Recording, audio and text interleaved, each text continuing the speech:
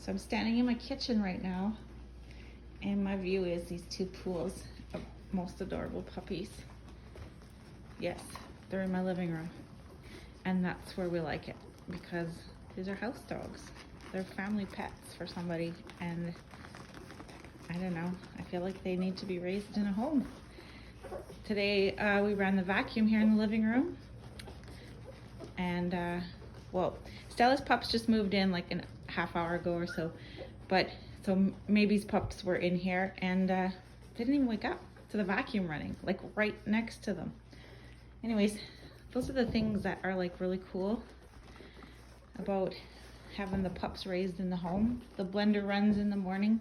It doesn't flinch them. The kids run through the living room, yelling, sometimes having a fight, whatever. The puppies hear that, and that's normal household noise. And they will be easier to transition into a home because of it.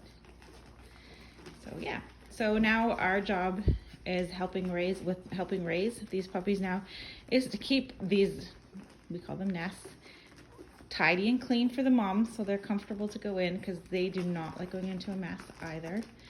So basically I've got my pile there of clean blankets. We like to use the fleece ones because they're just really nice and soft, and they can catch, their hips are good on it, their back legs don't splay out. So we use those, and I change them as necessary, do laundry as necessary, because right now the biggest thing is keeping clean.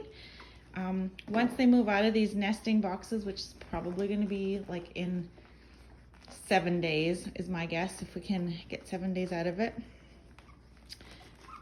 then we'll put them into a bigger pen, and that's when we introduce the pee pads and start training them. Specifically, we pee over here and we sleep over here. That's the first transition. So right now we see them naturally, like they wake up and they pee on the other side of where they sleep.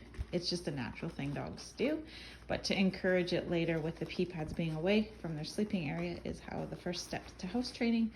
And then the next step after that, when they're like stronger on their feet and just a little bit more durable, so usually around 6 weeks, which it's unbelievable how fast these weeks go, we set up a pen just outside our living room.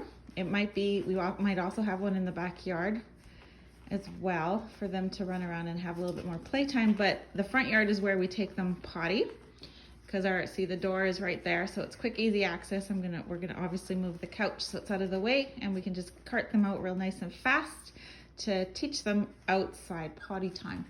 So it's super helpful for you guys who buy these puppies and take them home and bring them into your home to start house training, because they've already started the base at our home.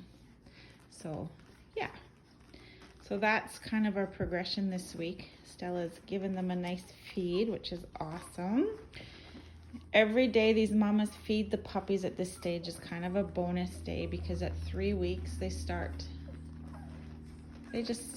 don't love nursing them full time as much, but as soon as they really don't like go in naturally by themselves, we supplement.